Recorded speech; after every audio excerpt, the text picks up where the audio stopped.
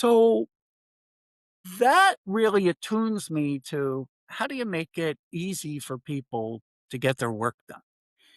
Okay. And how do you do that when people are under operational pressure? Because operational pressure is operational pressure. It doesn't go away.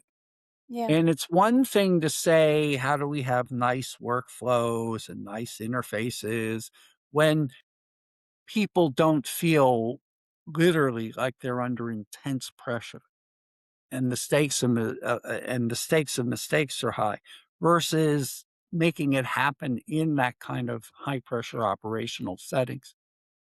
So I had a lot of sensitivity to that world. And then I come to SMU, business, accounting, economics, social science, and I start the Infocom school. And there are these two giant, successful, powerful, already existing universities with outstanding computer science departments, Yeah. none of which were uh, highly motivated to see ours succeed, because we're this little upstart competitor.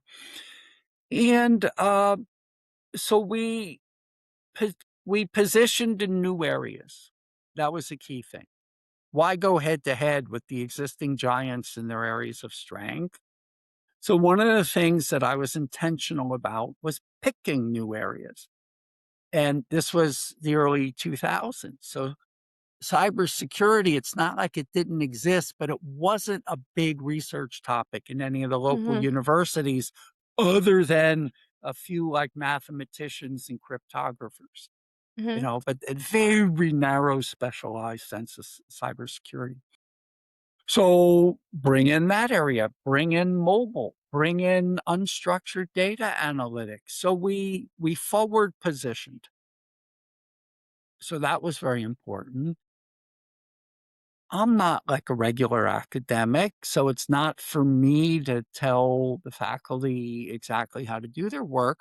But as the dean, I put my time on just trying to understand every faculty member in terms of what are their key skills? What do they need to do their work? What are they interested in? And I sort of saw myself as chief enabler. What can I do to bring things into the environment Mhm. given, okay, I made the investment to hire some cybersecurity people, hire some data management people, Mhm. hire people in mobile systems or mobile data management. These are Mhm. some of the early areas that we went into. And, we don't have the big PhD infrastructure. We don't have everything that the two big universities in our backyard had. So, how do we pull in relationships or other things that just make it easy for them to work? Now, not that I could do that perfectly all the time, but it was a mindset of how do you enable the people that you have to do what you hired them to do, Yeah. you know? And they're busy heads down with their teaching and their Mhm. research. But I took the role that even though I was a faculty member and the dean, and I was a practice track faculty member, even as the founding dean of the school. And it was just a unique time because the school was starting and it sort of made sense and because of my CMU background. Um, and I built the relationship with CMU, which led to some pathways for some of these faculty. Um, and even though we didn't have the history, the reputation, the status of the two big established schools, nothing stopped us from being a great place to work.